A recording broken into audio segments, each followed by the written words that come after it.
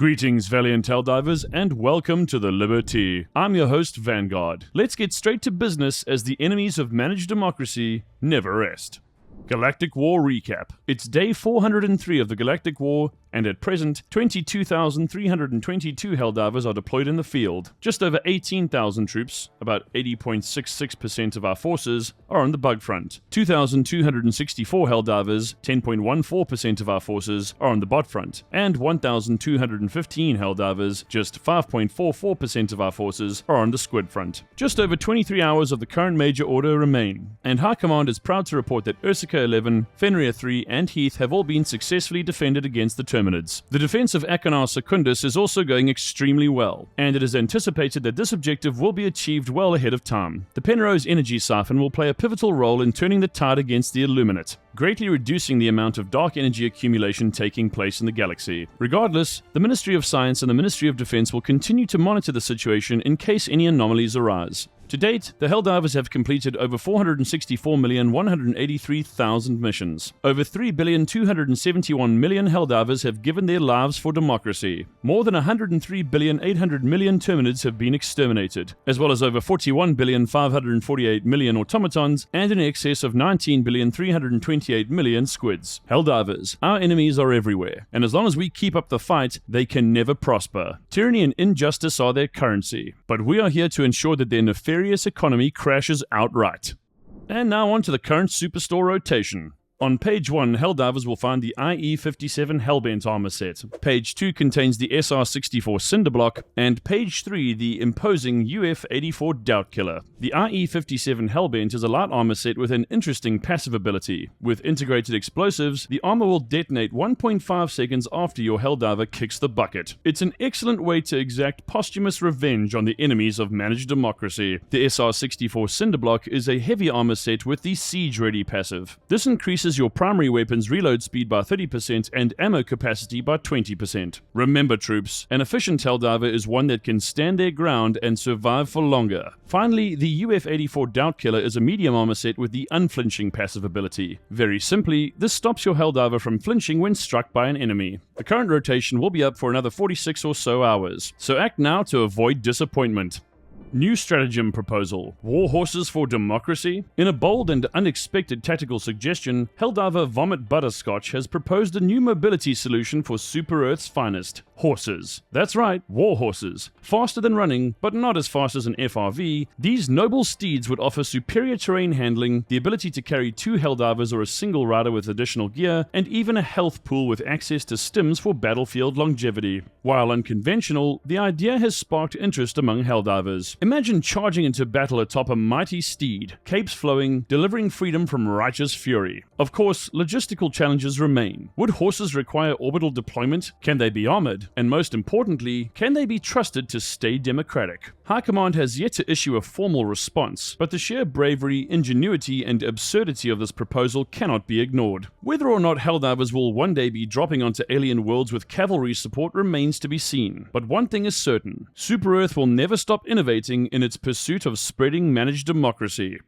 Predator Stalkers, the evolution of relentless pursuit. The Predator Stalker represents a grim transformation of the Terminid Stalker, warped by prolonged exposure to the gloom. Stripped of its ability to cloak and its ranged tongue strike, this variant has abandoned all pretense of stealth, becoming an unyielding force of aggression. No longer bound to stalker lairs, it spawns freely across the battlefield, within nests, patrols, and even sudden breaches. Unlike its predecessors, the Predator Stalker does not retreat, hesitate, or feel fear. It charges directly at its prey, unrelenting in its pursuit. Even when wounded, it presses forward, indifferent to its own survival. Reports indicate it can appear in multiple forms, some bearing black and white stripes with green undertones, others clad in dark blue, their carapaces marbled with blood-red markings. Auditory cues remain a reliable warning. Deep growls and rhythmic clicking betray their presence. But awareness alone is no guarantee of survival. These creatures hunt in numbers far exceeding the original stalkers, sometimes swarming in packs of 12 12 or more. Their speed makes evasion nearly impossible. The only escape is to stand and fight. Fortunately, their armor is weak, and their bodies slightly more fragile than their predecessors. Concussive and stun-based weapons are highly effective, with options like the SMG-72 Pummeler and SG-20 Holt providing crucial moments to stagger their relentless charge. High-capacity weapons, such as the M105 Stalwart, are invaluable in thinning their ranks before they close the distance. Defensive measures, including gas grenades, Tesla towers, and incendiary mines, can provide a temporary reprieve, but even the best defenses will eventually be overwhelmed. For those forced into close quarters, the CQC-19 Stun Lance can buy just enough time to deliver a decisive shot. Headshots remain the fastest way to dispatch them, their darkened skulls a stark target amid the chaos of battle. Above all, Helldivers must remember, Predator Stalkers do not stop, they do not slow, and once they have seen you, there is no turning back.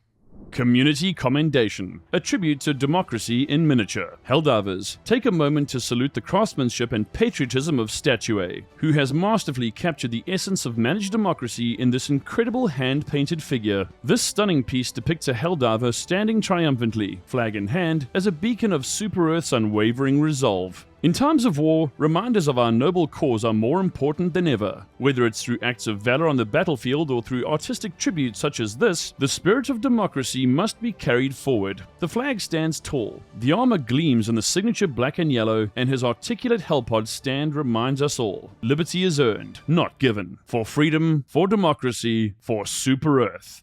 And now for the Super Earth Art of War. To march unprepared is to invite defeat. To strike uncoordinated is to invite disaster. Victory belongs not to the boldest, but to the best prepared. High Command has long known what many battlefield scholars fail to grasp. Preparation is not cowardice, and coordination is not hesitation. A Helldiver who takes a moment to restock, reload, and strategize ensures that every bullet counts and every stratagem lands with precision. Rushing headlong into battle without preparation is not bravery. It is a waste of resources, ammunition, and most importantly, democracy. On the field, discipline is what separates the victorious from the fallen. Properly timing reinforcements, ensuring supply drops land in accessible locations, and calling in eagle strafing runs before the enemy reaches critical mass, these are the actions of a true defender of liberty. A lone Helldiver charging into a horde may seem heroic, but a squad moving in synchronized destruction is unstoppable. Remember, Super Earth does not reward recklessness. It rewards results. Prepare, plan, execute. For Super Earth and democracy.